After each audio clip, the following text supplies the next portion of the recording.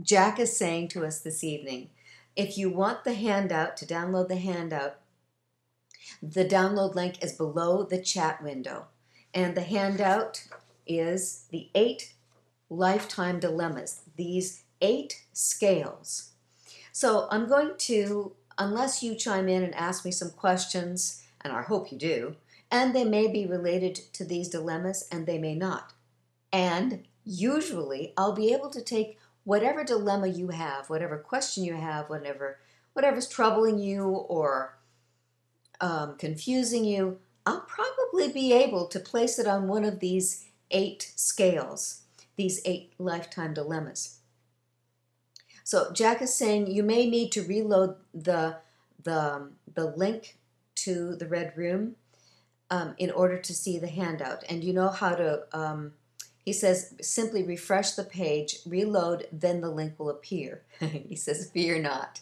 And do you know how to refresh or reload? Up there where you type in the URL, do you see that little, it's kind of like a little part of a circle with an arrow on it. If you click that, it reloads. So if you're confused, just ask me the question and we'll help you. It's easy. So these 8 lifetime dilemmas, if you'll notice, on either end it says, in the blue, unhealthy and unhealthy. And then over here is the role. So I've named the roles and described what is the unhealthy part of that unhealthy role. And then right down in the middle, that's where common practice says this is what healthy people are able to do, and this is how we find the healthy choice. So, anyone any questions? Otherwise, I'm going to launch in to the 8 lifetime dilemmas. I kind of like this, because it says, okay, it makes sense. And I like people to tell me, like a lot of times clients do, they'll say, well, that makes sense. I say, yep, it needs to make sense. It needs to relate in a way that's understandable so that we know what we're doing. So notice I've numbered them from the top to the bottom, 1 through 8. And the one at the top is the scale or the dilemma, because the dilemma is, I have a dilemma. What do I choose? This or this?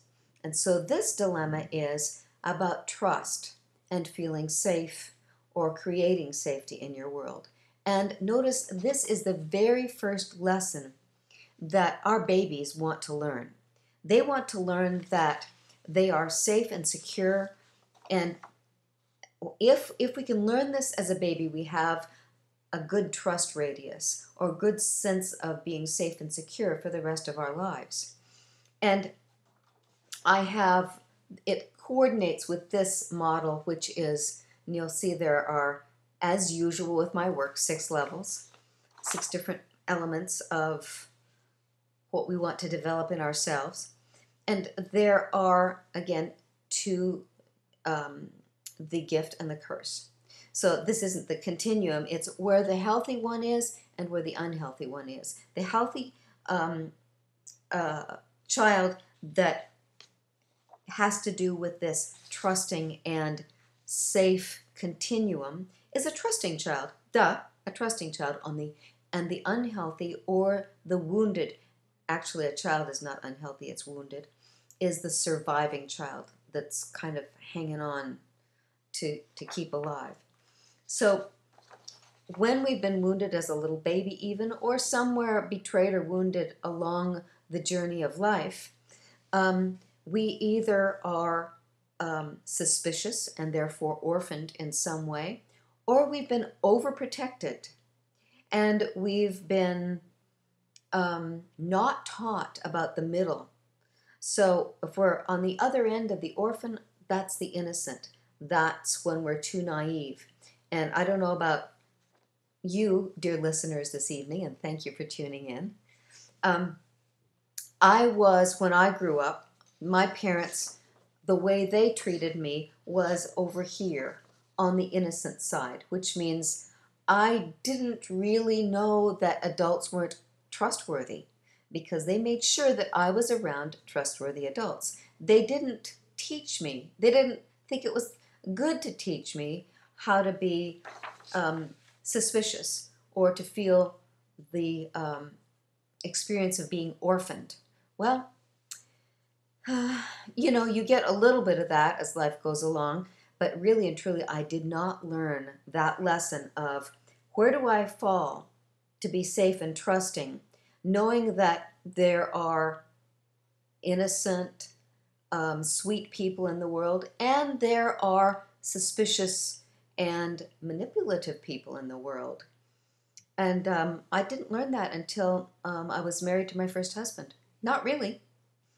And of course, what did I marry? If I was naive, what did I marry? Someone who was too suspicious. And I'm wondering if any of you had an experience like that where you were overprotected.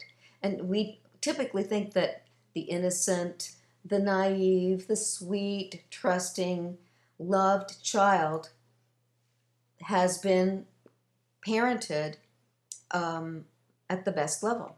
Well, in infanthood, that's true. However, at a certain point, we need to teach our kids not by scaring them or wounding them, but teach them what to say no to, what to protect themselves from, so that they understand that the world isn't completely safe. Any thoughts about this? Curious if you've had this quandary in your life. So that's the first lifetime dilemma. The second one, I think, is attached to in my psychological terms, emotional intelligence. And when we know someone is emotionally intelligent, they are an empathetic and compassionate person. Now, empathy and compassion doesn't mean that you're a pushover. It means that you have something to offer, and you have the discernment to see when your empathy and your compassion are expressed and how they're expressed. So on either end of this second continuum that's about empathy and compassion, we've got on one side the pleaser that's too needy and gives too much to people. On the other side, we've got the taker who is selfish, who takes too much from other people. So this is, how empathetic are we for ourselves and for others?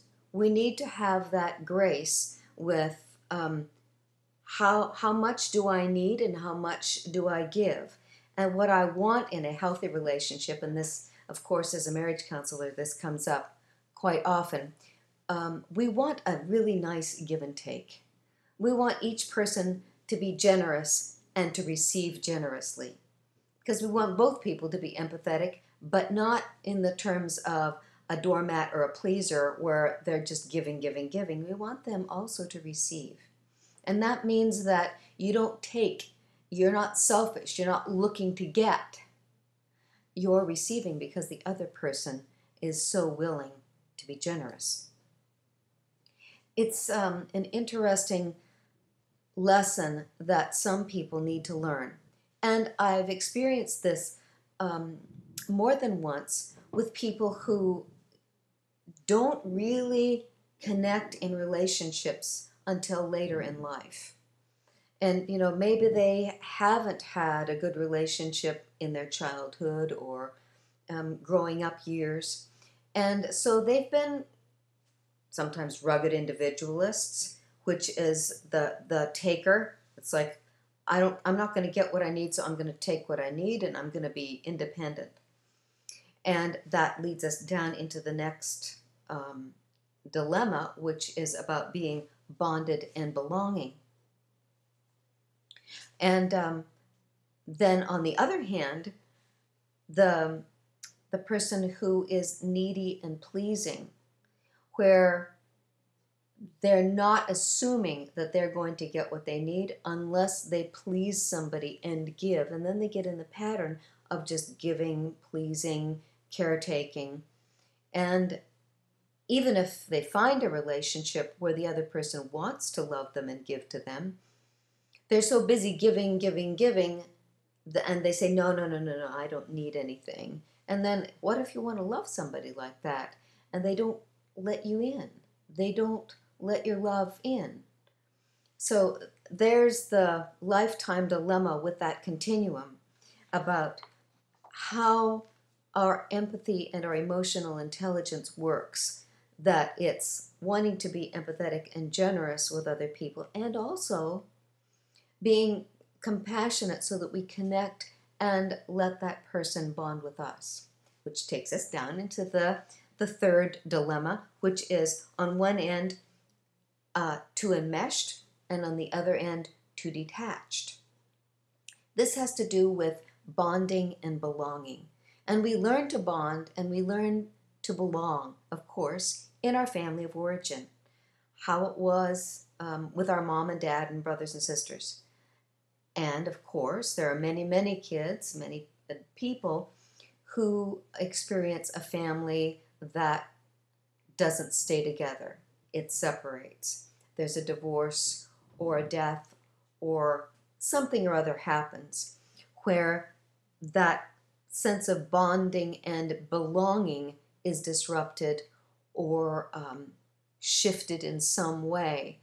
And so then, if the adults don't handle that well, the children are going to then, and the adults, of course, too, are going to go either end on the continuum of either being too clingy and trying to grasp and stay attached, or too detached and avoiding and becoming isolated. And there are many ways that people do this. Sometimes an isolate is a person who just goes in their room and closes the door and just doesn't want to be bothered. Sometimes it's somebody that maybe doesn't interact but quietly dreams and hopes that people will notice that they're detaching and will come and reach out to them and bring them close.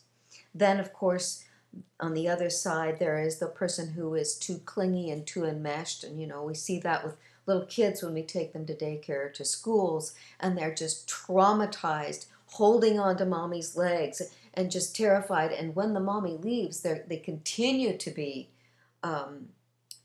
so frightened because they have what we call an attachment disorder, which means maybe they're too needy, too scared, and they're too attached, or they just don't even attach. So that's another one of those lifetime dilemmas. When we are in relationships with people, where is it that we want to find this nice balance where we're close and attached, but we're not locked in, or we're not willing, we're not at that place where we're afraid of commitment, we're afraid of being too close to someone. And then, of course, whoever it is in our lives, if we're sensitive to that, there's a way with each person of what is the dance that we do to attach and detach, to bond and to let go. That changes with relationships with individuals, whether they're friends or spouses or co-workers or children. That is a moving dilemma that lasts a lifetime. Do you see how these dilemmas are alive? How it's not a black or white answer. It's a place that invites our sensitivity and our discernment about, okay, what is the wise thing to do here? And remember, wisdom is we're going to connect our knowledge, our information that we've gathered that we believe in, and our heart, our sense of emotional intelligence, of empathy and kindness. We connect knowledge and heart, head and heart, and we're going to come up with wisdom. So we don't want to just do the logical thing. We don't want to do just the emotional thing. So then, if we go to the fourth dilemma, this is the one about respect.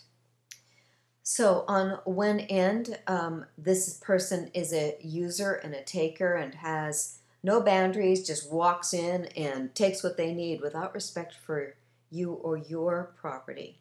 They respect what they want, but that's That's what they're attached to. And then on the other end, the pleasing giver who has enmeshed boundaries, who wants to get too tight, too close to you, too demanding of you.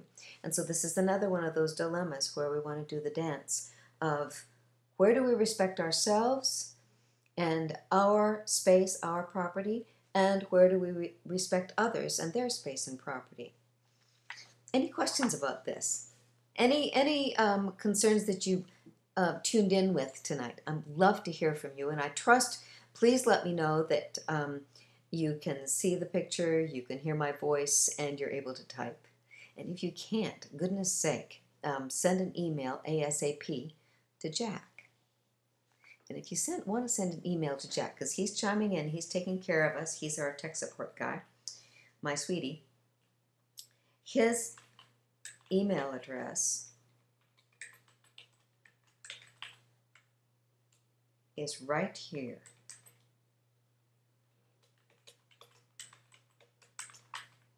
Just in case you're not able to, because sometimes there's a problem. I know someone last time said there was a big white band right across the video, so don't tolerate that. We know how to fix it. Okay. Now, I've got somebody saying, do I have to stay exactly on topic? No, not ever, dears. I will bring a topic every time so that I've got something that I think is valuable and useful to share with you. And I'm here live because I want your questions, your concerns. It doesn't have to be on the topic. And as I mentioned earlier, it'll probably relate to one of the continua on the lifetime dilemmas. So yeah, if you've got something to share, chime in. I just found out my husband has been having an affair. Oh, my dear.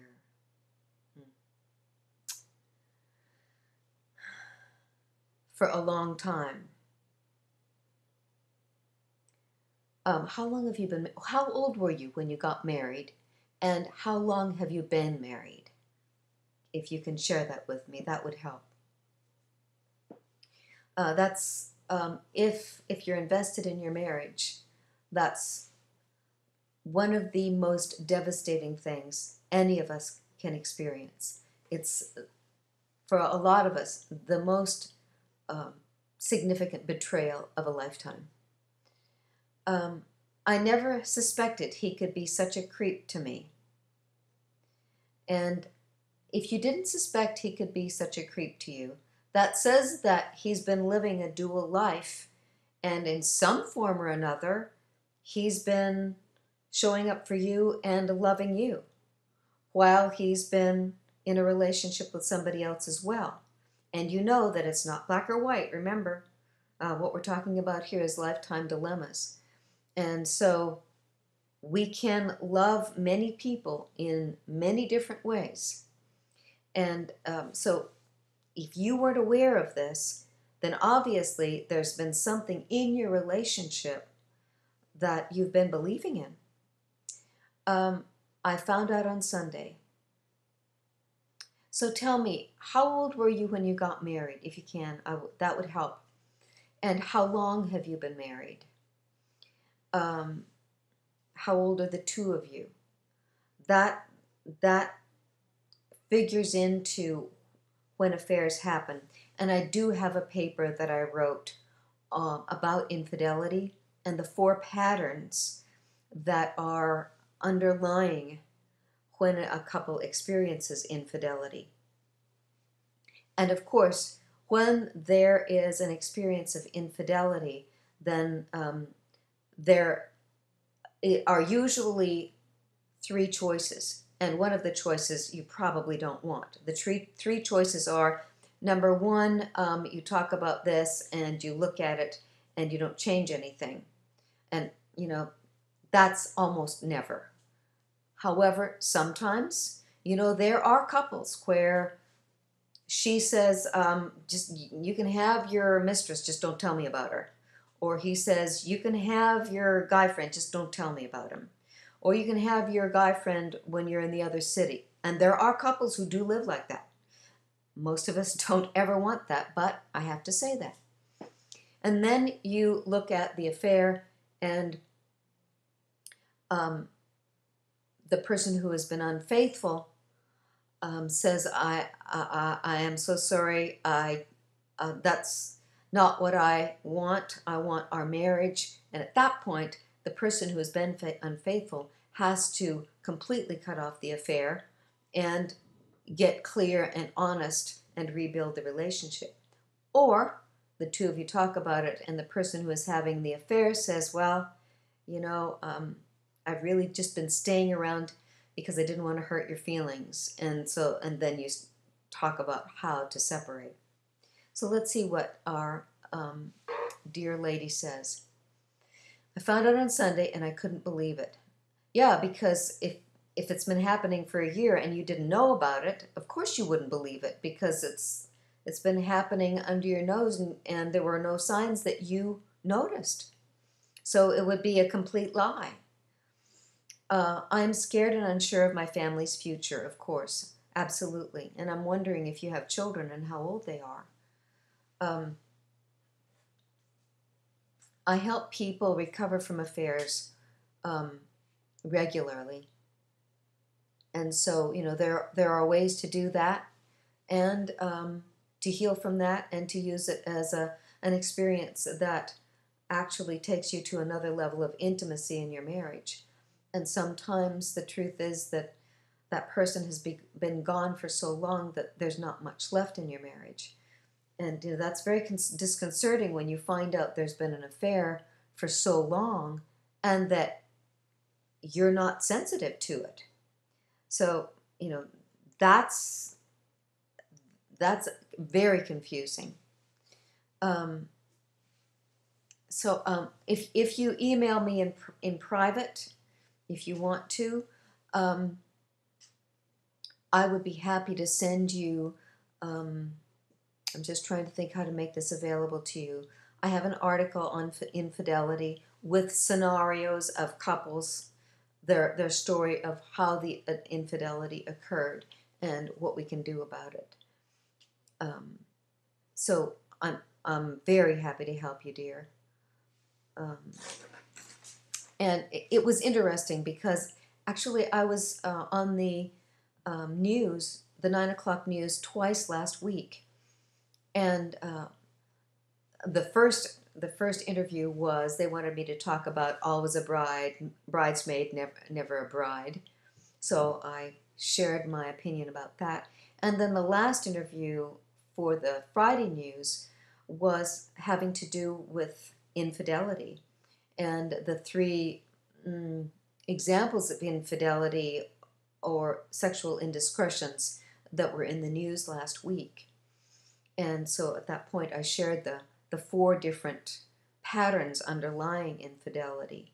But, you know, on the news they give me maybe 6 seconds or 15 seconds, so they couldn't share the whole 15-minute interview that they did with me. Heather, my main question is, should I confront him? If so, how?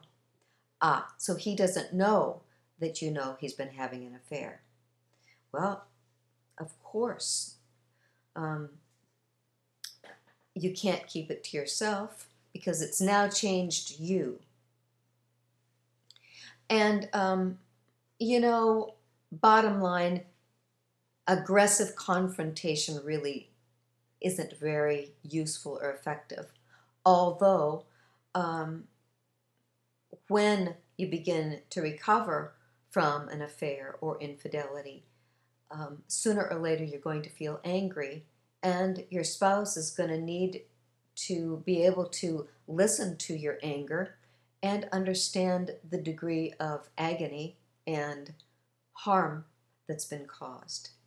But in the beginning, I don't say confront, but I do say it's time to have a very open and honest and completely intelligent discussion about this circumstance, this situation. If he stops the affair, should I try to let it go, try to put it out of my mind?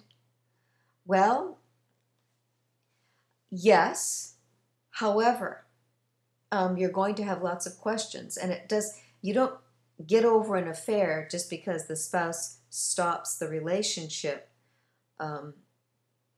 we don't turn our hearts off like an on and off switch.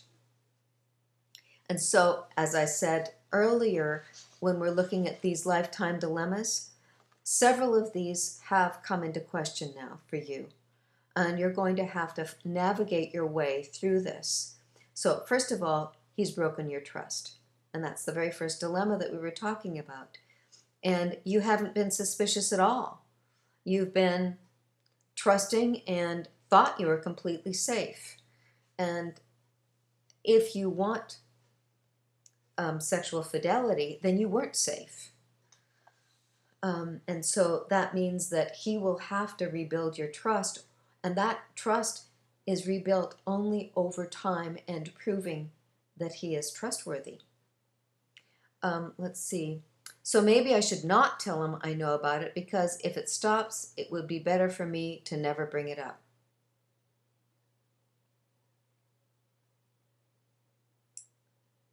Well, if you can live with that. Are you willing to just let it play out and see if it stops? Or do you need to tell him that you need him to make sure that his liaison with another woman stops? So I don't know your situation or your circumstance. Yep, sometimes when an individual will come to me and confide in me that they're married, they love their spouse, and they've been having an affair. Or they're in a relationship with a girlfriend or boyfriend, and because their sexual relationship has been few and far between and troubled because of something they're working through, they've cheated and said, well, if I'm not getting my needs met here, I'll go get my needs over there, telling the other person this is not for my emotional needs, I just have my sexual needs.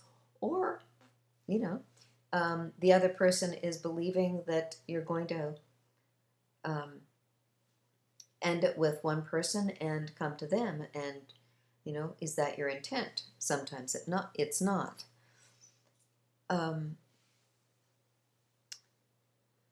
So let's see, she says, I hate the thought of our family being destroyed.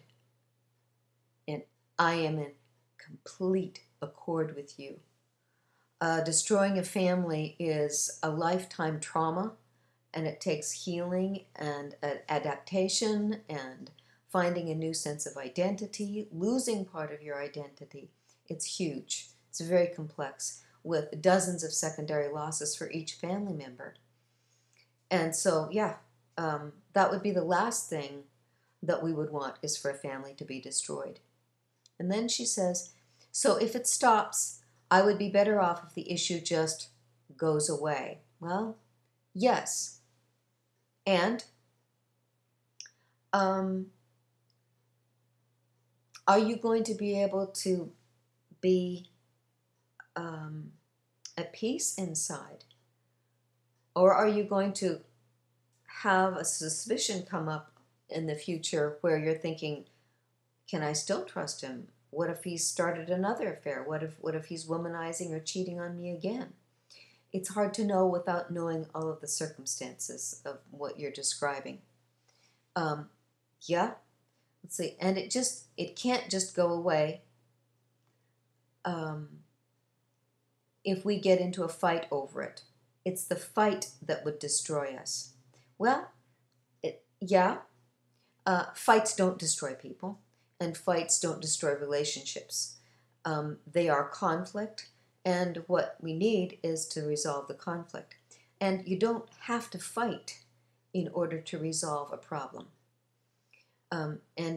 My ideal is that you would communicate honestly with him that he's having an affair, and that it's deeply disturbing to you, that you're scared, you're sad, you feel betrayed, and you don't want anything to compromise the good of your family, and that you're wondering what he wants to do. Because if he's been having an affair, that says to me that you haven't been receiving all of his love. And for some reason or another, you haven't noticed that you're not receiving all of his love. And so I'm wondering if your sex life has diminished, or if, and this happens sometimes where he has a day job, you have a night job, and you just never have time to each other. Or if he's involved in something and his affairs and is one of his coworkers, and when he gets home you're exhausted, and the two of you don't have time together much anymore because you're so much co-parents. So there are all kinds of scenarios underneath how an affair happens or how someone is unfaithful. Sometimes it's because you've lost your friendship, you don't talk about everything else, and the spouse who is having the affair has found a best friend somewhere else.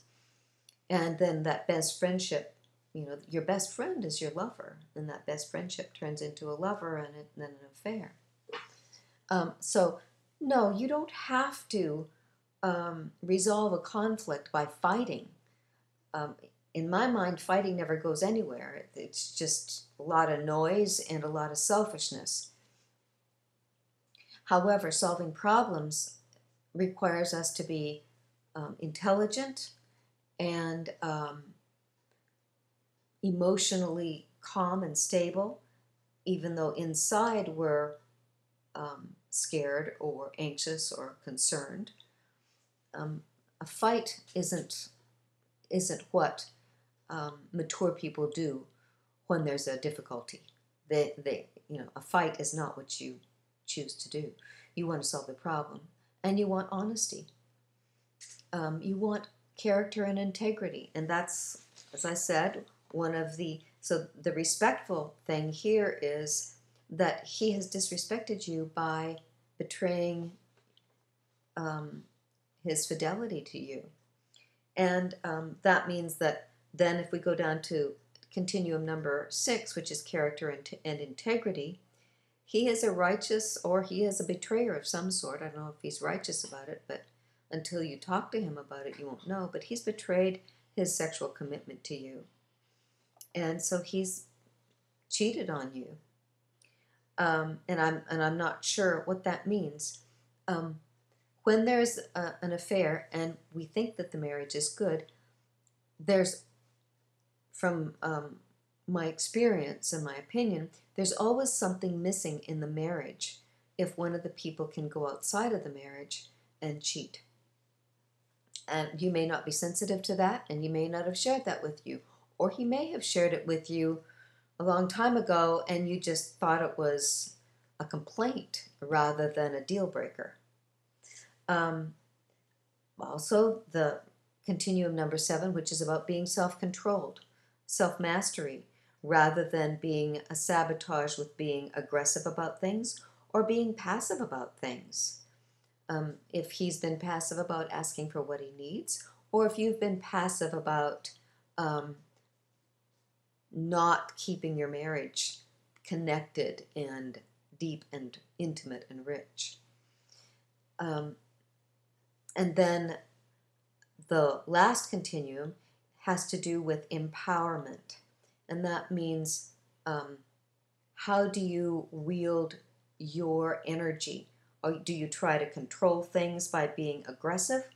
Or do you try to control things by being passive and avoidant? So have you been avoiding certain things in your marriage, or have you been too aggressive and he's sabotaged his fidelity to you by running away from you, or by being aggressive to get what he needs because he can't get it from you? I don't know. You've given me a few clues, and it's hard for me to determine, where next it would be for you to go. She says, "I'm sorry, Heather, my heart is racing and I am very upset." Yes. If you care for this man, of course you are. I would say you're terrified and deeply, deeply hurt, feeling betrayed. Bless your heart, dear.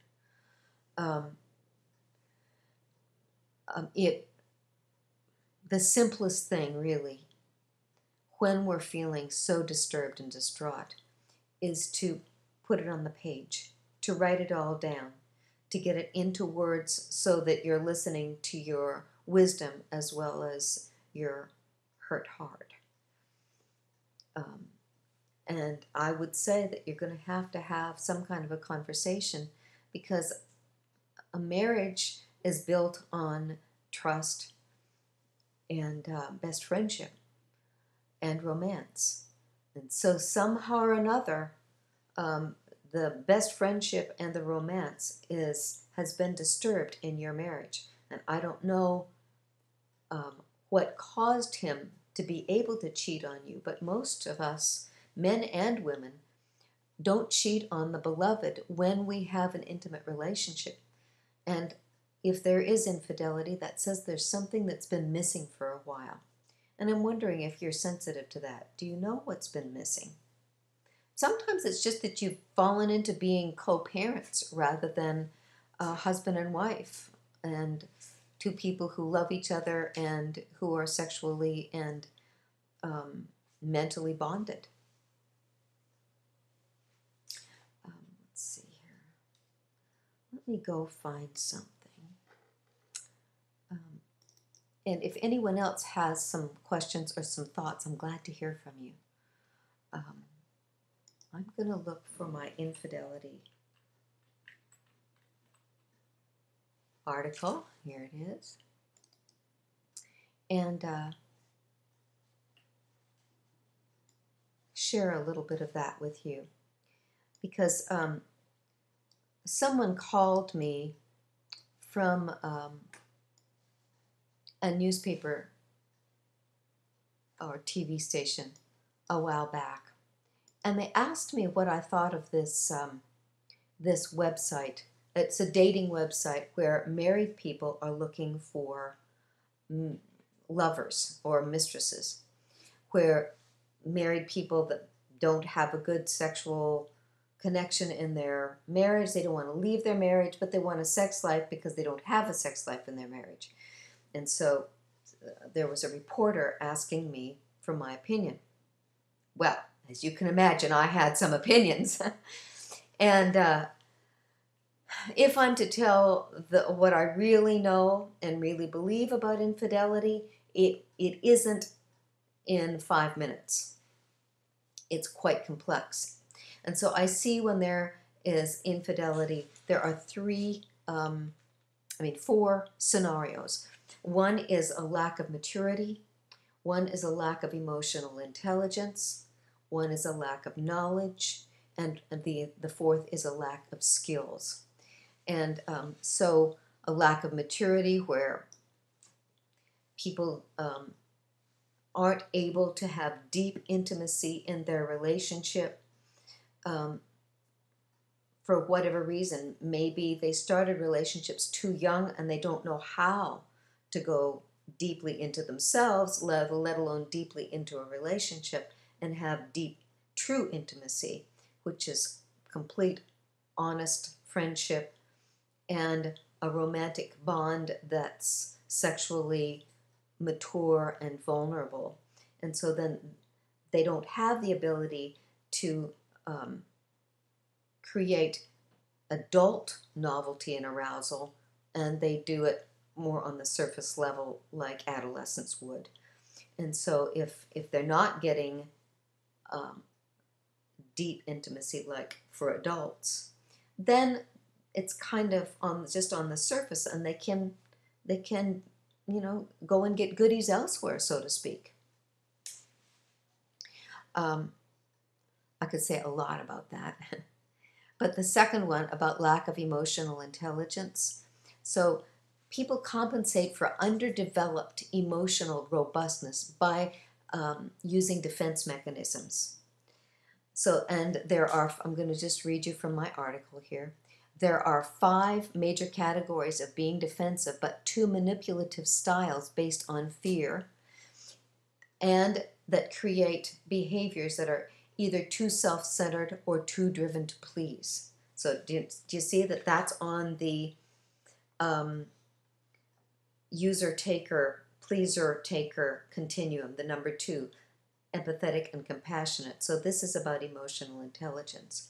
These users and pleasers play dominator or doormat in order to avoid living with emotional intelligence. They haven't been taught how to handle and resolve hurts, guilt, grief, forgiveness, nor anger. They may have hardened their heart so that A, the sexual behavior is no longer connected with intimacy, or B, the libido can be reactivated only after there is no risk of attack and the wounds in the heart are healed. So that's just a broad look at how emotional intelligence, a lack of emotional intelligence, can lead to infidelity. Let me talk about the lack of maturity. People who don't mature think that they have intimacy, like the teenagers, they are so in love, they're obsessed, and they think they are in an intimate relationship. The truth is they only have the illusion of intimacy, and these types are looking for relief. They dated and married too young in their adolescence and experienced their unfulfilled teenage longing for fun and adventure. They're usually insensitive to their spouse's or their partner's own plight, or they have become a quote-unquote love addict and haven't been able to be emotionally individuated, separated because they're too enmeshed, or intimate. They're looking for the fun of a lost adolescence and using the typical 14-year-old self-stimulation. They get by with sex, drugs, rock and roll, virtual reality. They have affairs to run away from responsibility that's too burdensome for their age and to get some relief from a job, a spouse, parenthood by seeking immature novelty and arousal. So if you mature, the empowerment of self-mastery connects people with a sense of purpose. They make choices to reach goals and they aren't sidetracked by emotional neediness or committing to a marriage before they have identity and resources to offer a new spouse. This kind of maturity and relationship choice obviates betraying a beloved. So when you're mature, you can't betray the beloved. Then the third reason that I see for infidelity is lack of knowledge. And let me share this thought with you. Reading even a couple of chapters of the many books which have good information on gender difference, communication, love languages, and personality styles can make a difference. Like the couples that I see where they don't get married until late in life, or they've been married before but not really, they were too immature, not really bonded. They got married too young, they had kids, got divorced, maybe they've had more than one marriage. And they'll wake up finding somebody that they're suited to, but it's tragic. Sometimes the man has been living in a men's world and he works with women the way he would with his buddies in the locker room or on the job, and just lack of knowledge, doesn't understand women, doesn't understand how to be a gentleman, doesn't understand how to treat a lady, doesn't understand love languages, doesn't know that there are certain things that women require to feel loved. He's looking for what he wants, and he's kind of a hail fellow, well met, or a good old boy, or a jock, and he blows it. He gets married to the woman of his dreams, and he just doesn't know how to treat a lady and make her feel loved. He just doesn't know. Same thing with women who haven't been in a relationship before. And I remember a couple I worked with many years ago. She'd never been married, and she hadn't had real intimate relationships, boyfriend here or there, but she had great friends, women friends. And when she got married to this guy, they were quite well suited, but she assumed that he was going to treat her like her girlfriends treated her. she assumed that she could communicate with him and live with him as if he were a girlfriend roommate, and uh, just didn't understand men, didn't understand gender difference. And those two had a real hard time. And I've seen this, I'm thinking of one particular couple, and they worked hard with me, and they were great. But I've encountered this many times over the years where it's just lack of knowledge. He doesn't know how to talk to a lady or make a lady feel loved. She doesn't know how a gentleman works, what he needs from her, and how he communicates. So I'll read you my opinion, is that seeing a marriage counselor is a fast forward for these kinds of people, because there are a whole lot of books out there. It describes all of this very well, and yet it's, to me, your best bet is come to see somebody like me who knows, this is my profession, to know marriage, relationships, communication, gender difference.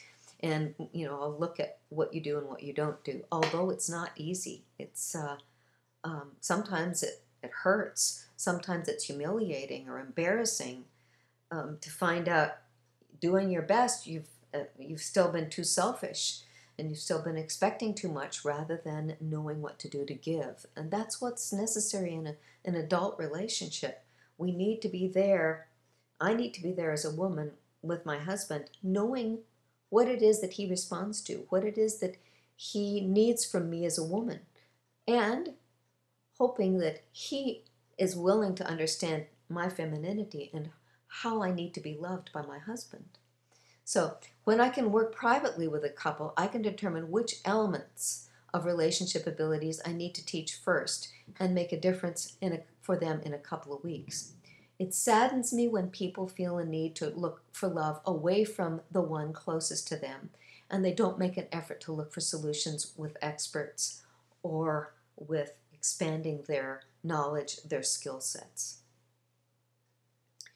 So then the fourth scenario underneath infidelity is a lack of skills.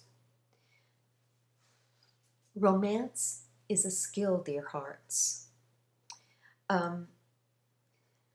Some cultures, North America among them, lack male role models and mentors who show guys the ropes and the arts of being a gentleman, a romantic, and a man who can court a lady. The female side to this deprivation of romance is just one feminine paradox. A woman doesn't develop her flirtatiousness because of certain cultural attitudes. She learns either to repress her sexiness or to risk being labeled easy or worse, and you know those disrespectful, insulting names. A spouse often strays because the woman has been disrespected by her man's ignorance about how to treat a lady in public, at home, and in bed. A woman's libido naturally shuts down if she isn't feeling safe, understood, cared for, and validated. Her husband knows what he wants, but doesn't value being a romantic, and therefore doesn't know how to tend to her femininity and her sexual response. And then we flip it over. A woman,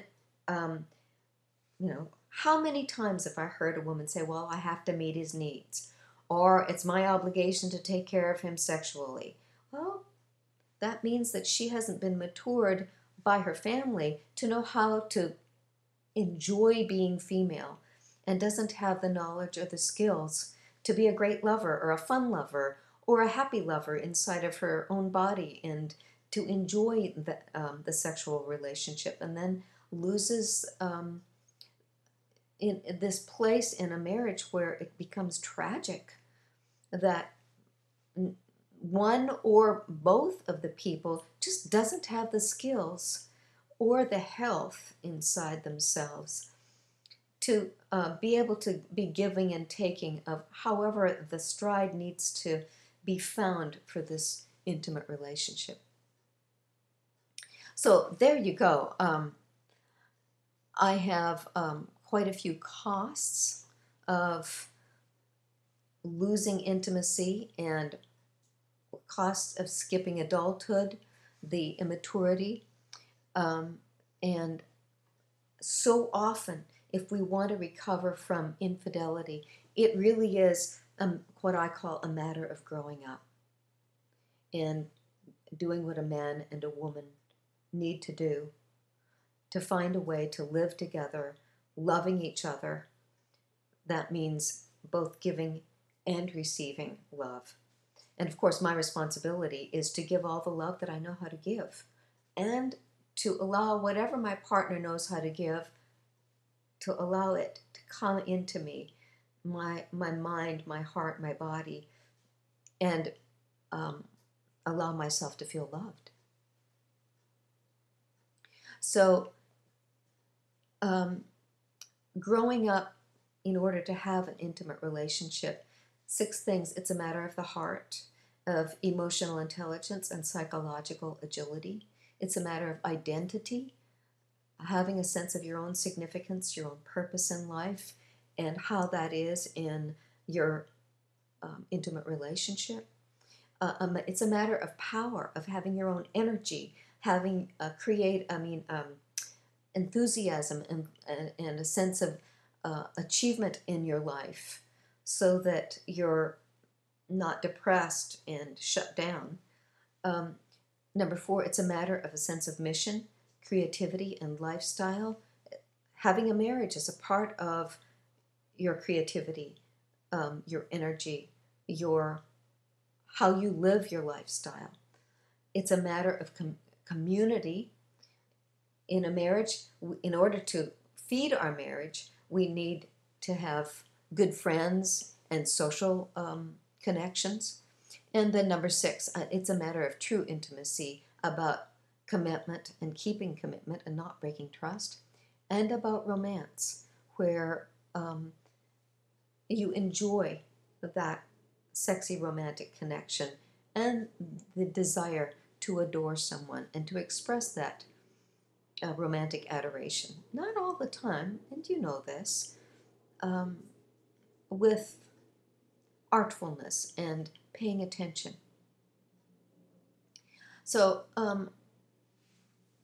does this help you, dear? I know that when you find out that your beloved is having an affair, you want to figure it out, you want to know what to do.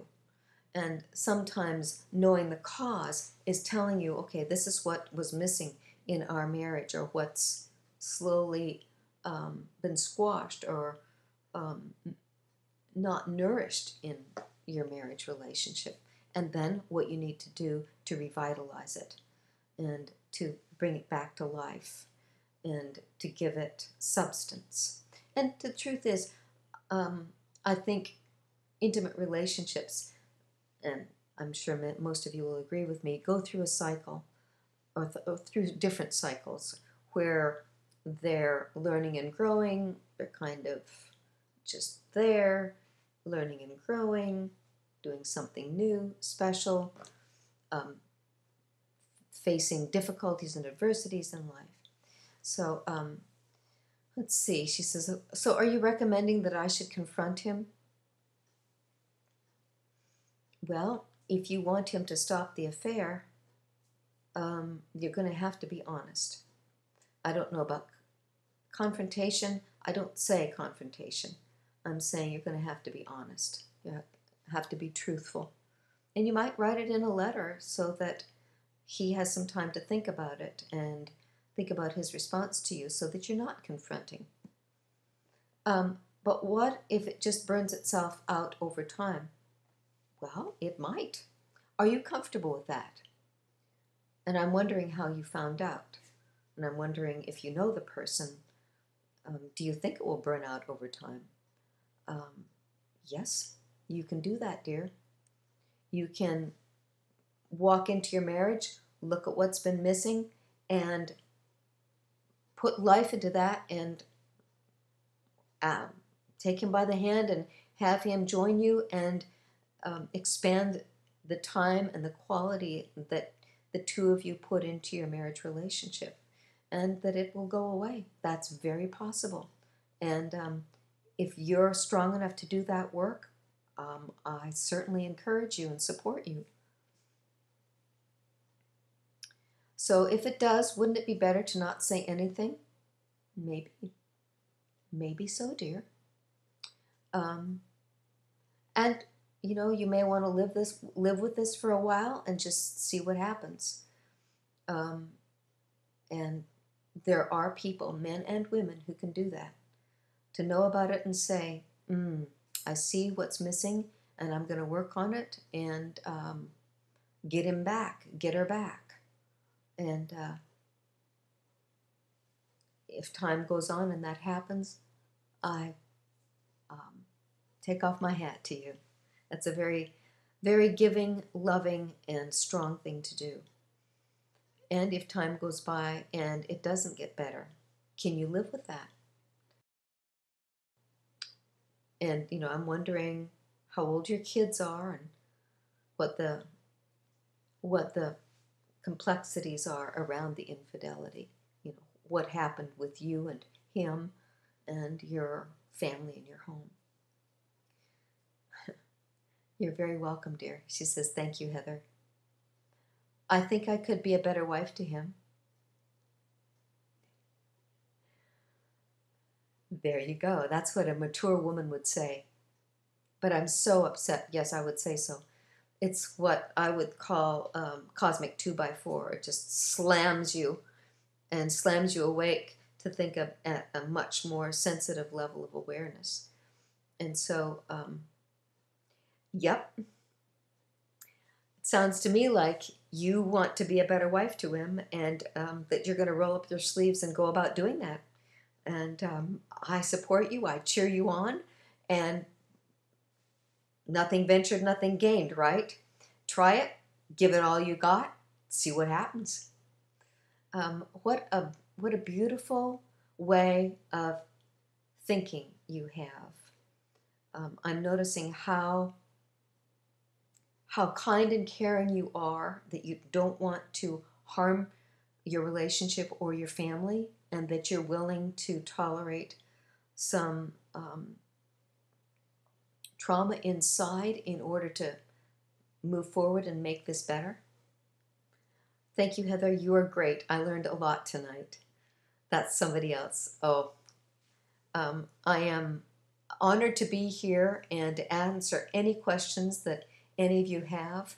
And thank you for tuning in tonight. Thank you so much. And do you see that presenting the lifetime dilemmas? Yep.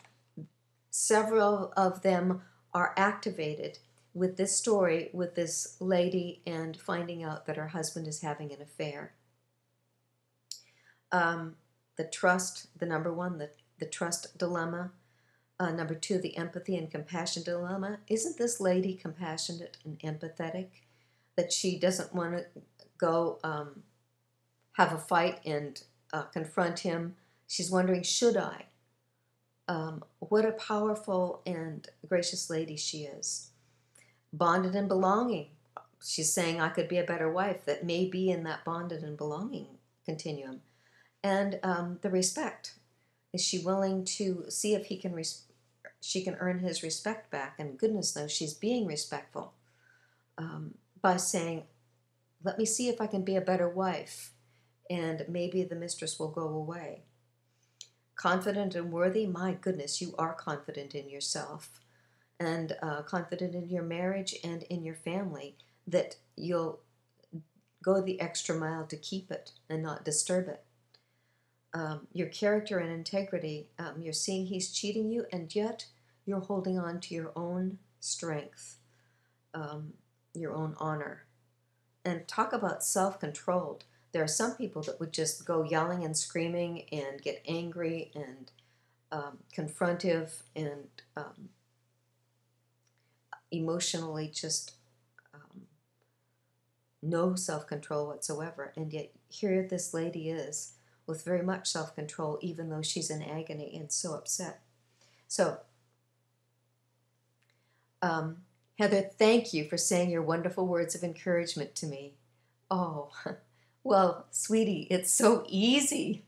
Obviously, from what you've communicated and how you're thinking, you're a very strong woman with great integrity and a kind heart. So I am grateful for your honesty and your sharing this evening and making the Red Room a sacred and deeply questing place tonight. So good luck, and if you need any support from me, don't hesitate to call me or email me, and I'd be happy to send you the article on infidelity that I was reading to you from tonight. So thank you everyone so much for tuning in, and I will see you in 2 weeks.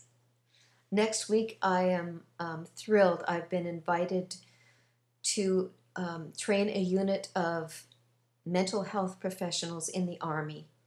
They are headed for Afghanistan, and I get to do a workshop with them in California next week. So I won't be here in the Red Room next week, but I'll come in the week after that.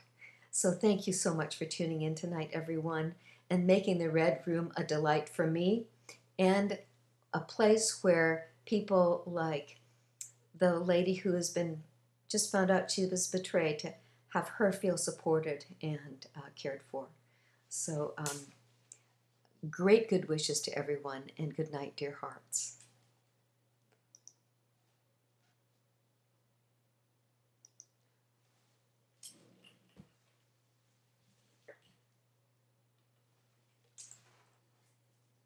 And she says, somehow I feel better.